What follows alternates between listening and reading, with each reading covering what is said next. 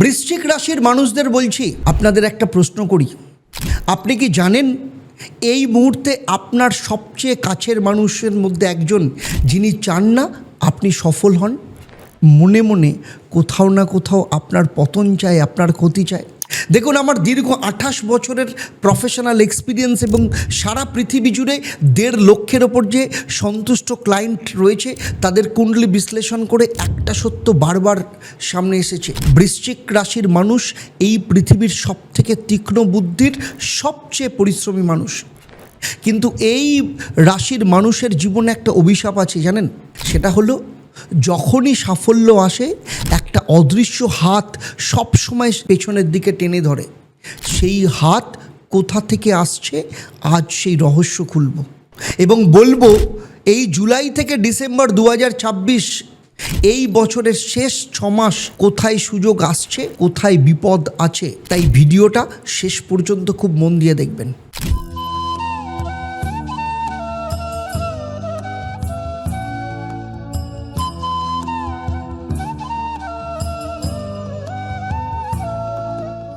ओम ईश्वरी माता ओई विद्महे परम शक्ति धीमहि तन्नो देवी प्रचोदयात।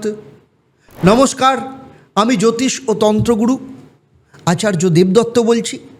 আজ আমি বৃশ্চিক রাশির জন্য জুলাই থেকে ডিসেম্বর এই 2026-এর শেষ 6 মাস যা আলোচনা করব, আপনাদের জীবনকে একদম পাল্টে দেবে।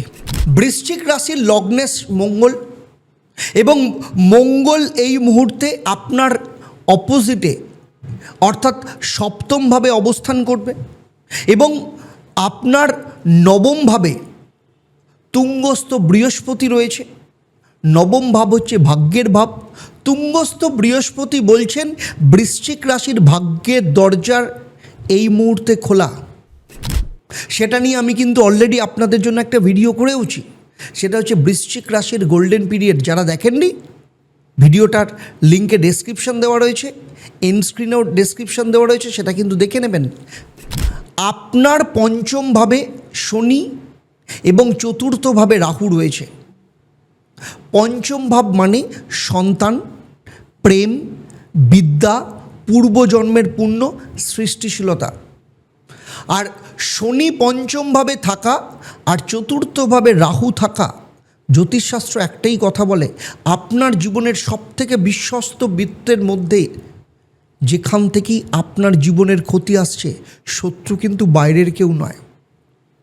হতে পারে আপনি যাকে বুকের কাছে রেখেছিলেন। শাস্ত্রে একে বলা হয় অন্তর্ঘাত, আর সাধারণ মানুষ বলেন একে কুনজর বা ক্রিয়া। আমি 6টা লক্ষণ বলছি, মনে মনে মিলিয়ে নিন, কারণ এই 6টা লক্ষণের ওপরই নির্ভর করছে যে তুঙ্গস্থ বৃহস্পতির প্রভাবে আপনি আগামী দিনে রাজা হবেন কি না। 1 নম্বর লক্ষণ কি? আপনি যত পরিশ্রম করেন ফল যেন তার অর্ধেকও আসে না। 2, যে মানুষটাকে আপনি সবথেকে বেশি বিশ্বাস করেন তার কাছ থেকেই আপনি আঘাত বেশি পান বা সেই কেমন যেন একটা বদলে যায়। 3, প্রেম বা বিবাহের বিষয়ে বারবার শেষ মুহূর্তে বাধা আসে। 4, সন্তানের বিষয়ে মনে কোথাও না কোথাও অজানা উদ্বেগ। 5, স্টুডেন্টদের ক্ষেত্রে পড়াশোনা বা কাজে মন বসতে চায় না। 6, রাত্রে স্বপ্নে অশান্তি কিংবা হঠাৎ করে ঘুম ভেঙে যাওয়া। এই 6টার মধ্যে 3টেও যদি আপনার জীবনে থাকে, জানবেন আপনার পঞ্চম ভাব আক্রান্ত এবং সেই আঘাত আসছে আপনার নিজের পরিচিত বৃত্তের মধ্য দিয়ে। এবার চলুন সেক্টর ধরে ধরে বলি, আগামী 6 মাস আপনার জন্য কি কোন জায়গায় অপেক্ষা করছে। প্রথমেই আসছি ঋণ মুক্তি এবং আর্থিক অবস্থার ক্ষেত্রে। বৃশ্চিক রাশির 2য় ভাব ধনু রাশি। এইভাবে এই মুহূর্তে কোনো বড় বাধা নেই, কিন্তু অষ্টমভাবে যে গ্রহ আছে তিনি হঠাৎ আয় আনেন এবং নিয়েও যান। অক্টোবরের 10 থেকে 20 তারিখ এই সময় বৃশ্চিক রাশির আর্থিক ভাগ্য একদম তুঙ্গস্থ অবস্থায় থাকবে। 15ই অক্টোবর বিশেষভাবে শুভ, কারণ এই সময় কোনো বিশেষ বিনিয়োগ বা সঞ্চয়ের সিদ্ধান্ত নিতে পারেন। 8 থেকে 15ই নভেম্বর শনি প্রভাবে ঋণ পরিশোধের পথও খুলতে পারে। আর ডিসেম্বরের 22 তারিখের পর থেকে বছরের শেষ সময় অত্যন্ত শুভ। কিন্তু যদি আপনার মনে হয় আয় আসছে কিন্তু সঞ্চয় হচ্ছে না, ঋণ কিছুতেই কমছে না, এটা কিন্তু আপনার আয় বা খরচের সমস্যা নয়, আপনার অর্থভাবের ওপর বা এবং সেই পঞ্চম ভাবের ওপর কোনো অশুভ শক্তি কাজ করছে।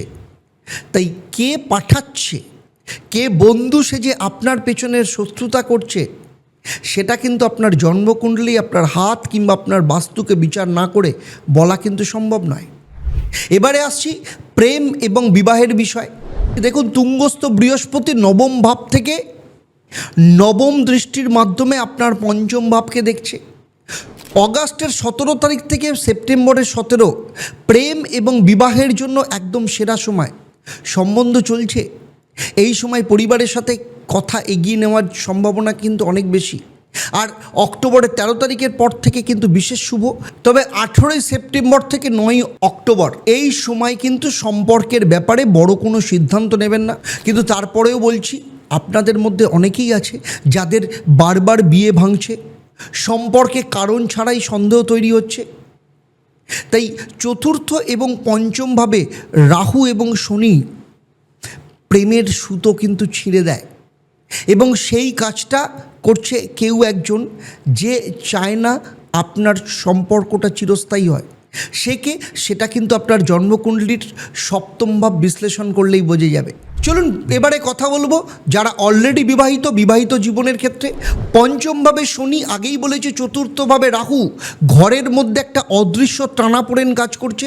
ছোট ছোট কারণে ঝগড়া, কথায় কথায় ভুল বোঝাবুঝি, দুজনের দোষ নয় এটা কোথাও না কোথাও এমন কোনো অদৃশ্য শক্তি যেটা আপনাদের দুজনের সম্পর্কের মধ্যে ঢুকে পড়েছে। আপনার চতুর্থ ভাবের কারণ না জানলে এই অশান্তির কিন্তু শেষ নেই। সন্তানের বিষয়ে যারা এক্সপেক্ট করছেন, বলবো 8 থেকে 15 নভেম্বর শনি এবং বৃহস্পতির প্রভাবে পঞ্চম ভাব শক্তিশালী হবে। এই সময় সন্তান সংক্রান্ত সুখবর আসতে পারে। কিন্তু পঞ্চম ভাবে যদি আপনার জন্মছকে পঞ্চম ভাবে পাপ গ্রহের প্রভাব থাকলে সেই সুযোগের ক্ষেত্রে বাধা আসতে পারে।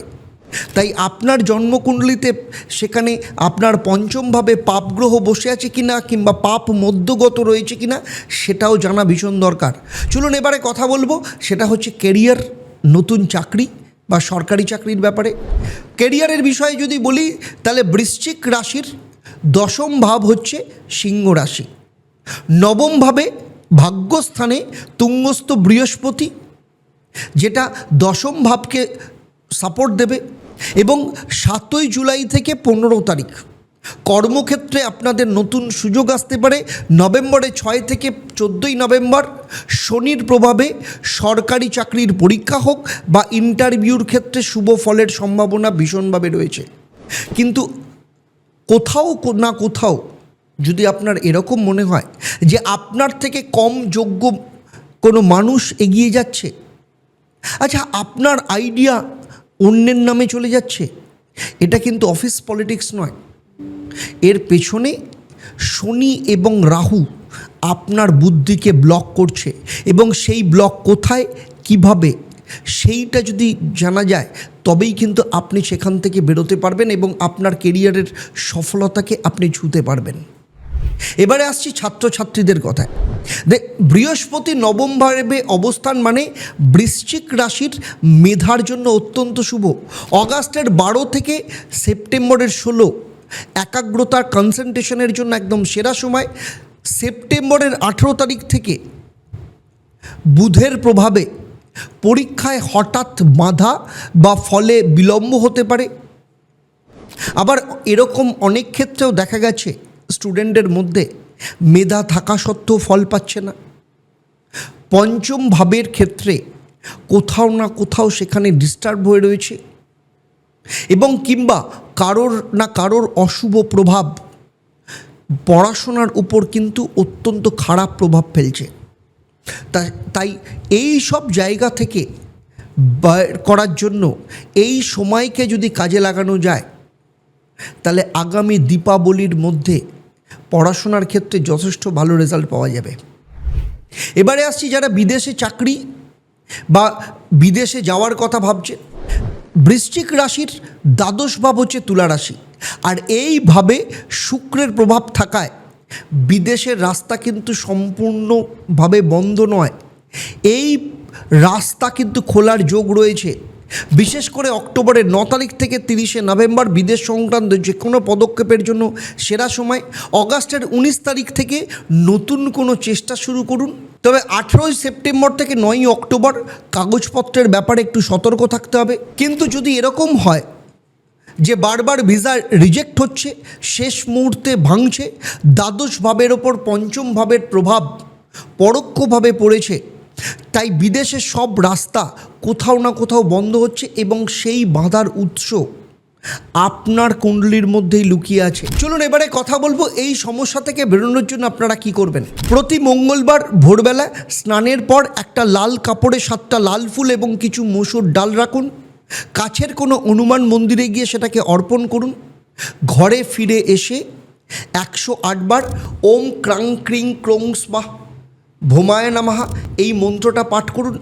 টানা 11টা মঙ্গলবার করবেন।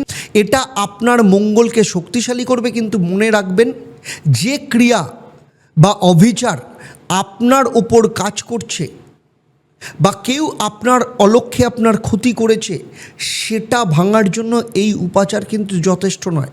কারণ সেই শক্তি, অশুভ শক্তি কার কাছ থেকে আসছে, কিভাবে আসছে, সেটা না জানলে শুধু মন্ত্র জপ করলে সাময়িক আরাম হবে, স্থায়ী সমস্যার সমাধান হবে না, আর ভুল প্রতিকারে উল্টো ফল দেয়।